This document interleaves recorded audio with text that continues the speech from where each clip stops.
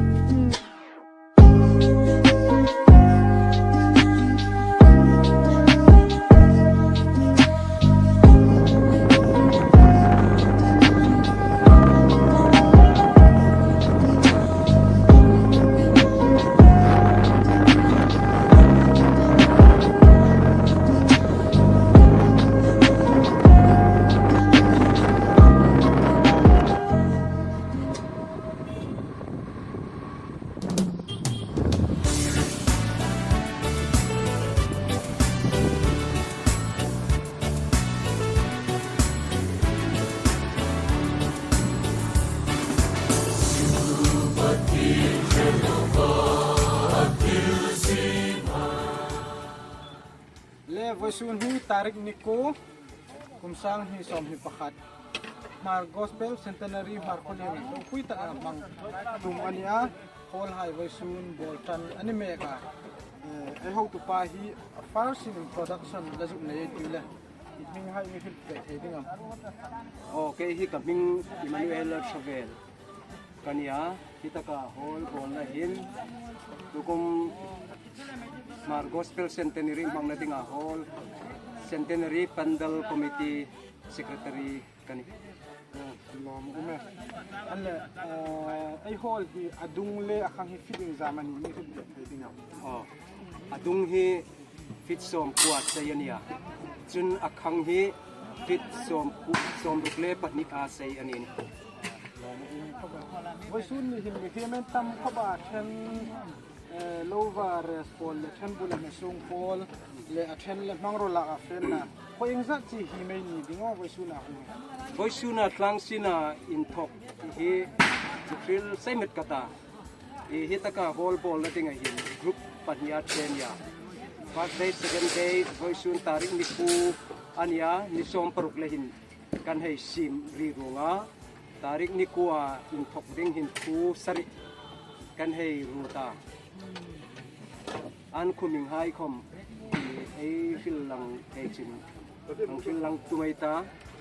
if ahnai hi lai khu sevel Hmarkhawlien khu sevela nai deu hai hi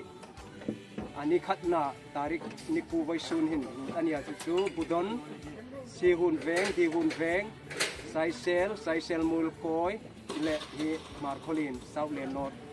kan ni ami rim an thok hi chu atlang puin 70 above vel to Ning kam ti voisun atlang sinan thok ko hi lom ume chun mangro hai hi khala mai la an ni hai dan in chok amani donation an hong tho amani khola ya ai lak ta mani ru ru hai hi in chok vongania i kusak meta si hun ve nga khin lak ania kum zakhat hi betua apan imang me khai chu ma hai mang hai hi betua le bakal hai hi si hun veng hai tin lak ania chun ruta kai ti hi ro khichu sai se la lak ani ni chu hai chin chok vongan ni lom khobel kon lim ji le an pang ro lak na hai daman mi fil te ga chin khoyeng zaman ni ti vesun ha koman mi fil te ga em phak le don hai te vesun in in bo sai pe tiam hung tu hai so la ol bo hai o fak le don hai hi upa lalom sang dulian Hmarkhawlien aman thanem ngai takin hi voisuna tlang sin hai an fak ding le don ding refreshment in tok tak ami bu sei pe ka chunga khom lom thu kai ril ngal ni ro se lom ume ko kha ni chin la hun dang ai bol no ni hung no kun ai tar du ka no de na ni ro se kan lo ne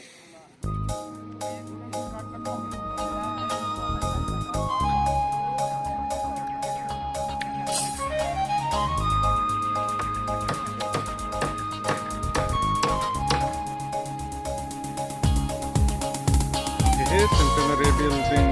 karena yang lalu kan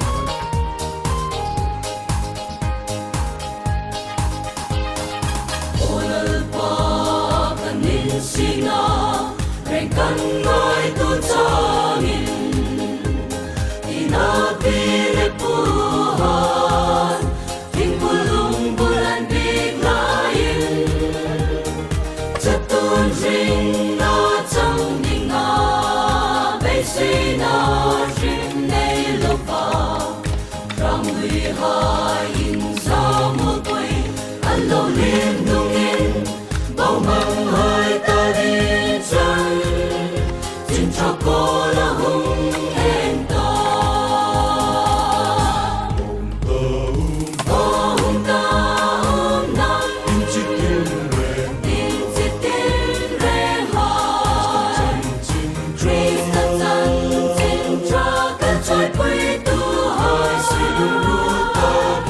Gospel Centenary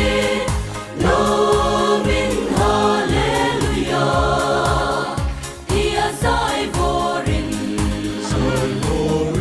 Anih hai hi Lai sung tu pa in pa beti Akin ba ngay na rung Nguyen đâu là sung tu hai ka video masuna lên sang tâm tác hai crossy baby hui sen ba ngày nan đi hung tiêu peking có vẻ riêng mi sa lên nào mitin ta dingin